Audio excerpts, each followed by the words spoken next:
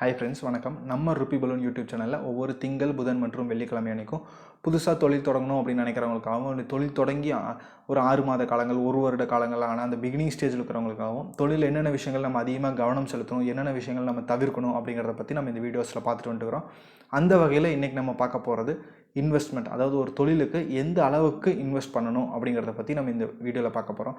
ஏன்னா இன்வெஸ்ட்மெண்ட் அப்படிங்கிறது ரொம்ப முக்கியமான ஒரு விஷயம். நம்ம தவறான ஒரு இன்வெஸ்ட்மெண்ட் வேல்யூ பண்ணிட்டோம் அப்படின்னா நம்ம தொழிலை கண்டிப்பாக அதோட எஃபெக்ட் நாள்பட கண்டிப்பாக அது ரிஃப்ளெக்ட் ஆக ஆரம்பிக்கும்.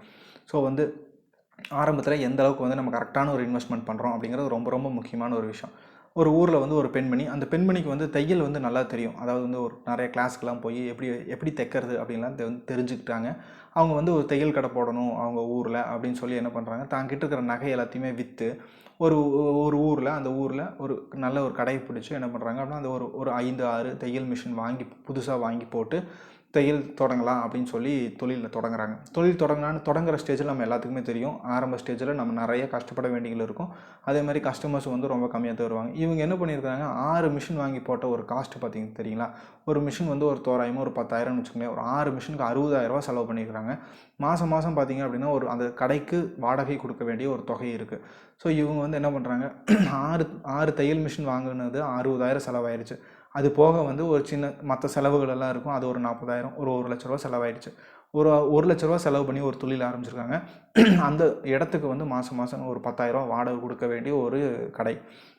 ஸோ அவருக்கு மாதம் ஒரு 10,000 வருமானம் வந்தால் தான் அவங்க அந்த இடத்துக்கான வாடகையும் கொடுக்க முடியும். ஏன்னா இருக்கிற நகையெல்லாம் விற்று அந்த தொழில் ஆரம்பிச்சிட்டாங்க.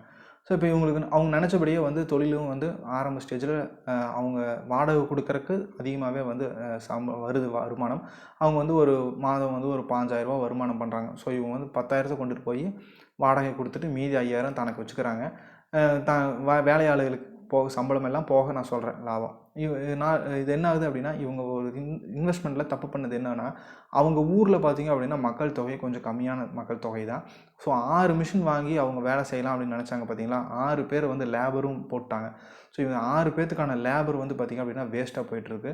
அதே மாதிரி அவங்க தைக்கிற பார்த்தீங்க அப்படின்னா ஒரு நேரத்தில் பீக் ஹவரில் ஒரு நல்ல ஒரு பீக்கான டைமில், ஒரு விசேஷ டைமில், இப்போ ஒரு பண்டிகை டைமில் அவங்க தையலில் ஒரு 5 மிஷின் தான் ஓடும். ஒரு மிஷின் கண்டிப்பாக சும்மாவே தான் நின்றுட்டுருக்குது.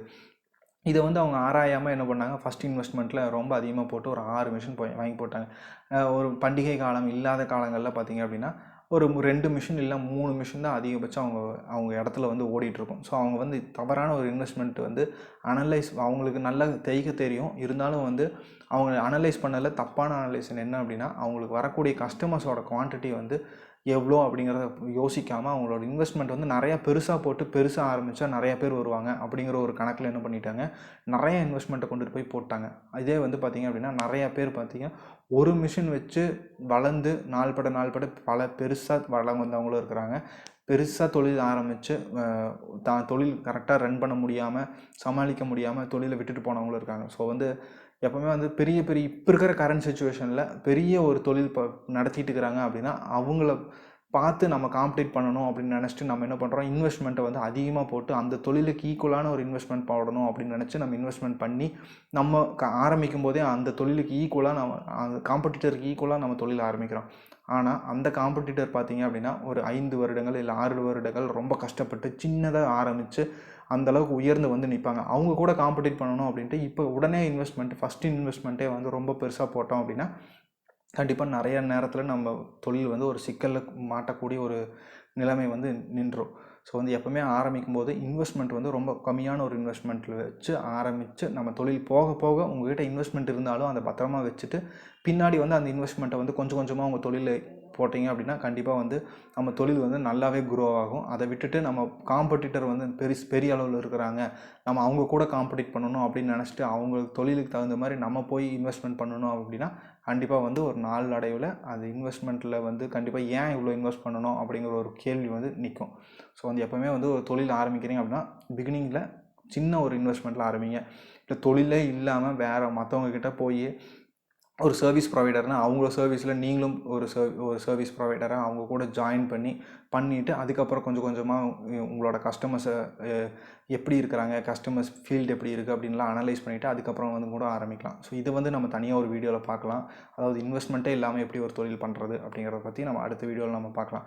ஸோ வந்து எப்போ இன்வெஸ்ட்மெண்ட் பண்ணி தொழில் ஆரம்பிக்கிறீங்க அப்படின்னா நீங்கள் எவ்வளோ தான் ஒரு கடன் வாங்கலை அப்படின்னா கூட உங்கள்கிட்ட ஒரு பெரிய அமௌண்ட்டு பேக்கப் இருந்தாலும் ஒரு இன்வெஸ்ட்மெண்ட் பண்ணலான்னு ஐடியா இருந்தாலும் ஆரம்பிக்கும் போது ஒரு சின்ன இன்வெஸ்ட்மெண்ட்டில் ஆரம்பிங்க. தொழில் எப்படி போகுது, எப்படி சூழ்நிலைகள், எவ்வளோ ரெக்குவயர்மெண்ட் இருக்குது அப்படிங்கிறதெல்லாம் வந்து ப்ராக்டிக்கலாக தொழில் ஆரம்பித்ததுக்கு அப்புறம் தான் வந்து ப்ராக்டிக்கலாக தெரியும். ஸோ அது ஆரம்பித்ததுக்கப்புறம் உங்களோட இன்வெஸ்ட்மெண்ட்டை வந்து கொஞ்சம் கொஞ்சமாக அதிகப்படுத்திக்கலாம்.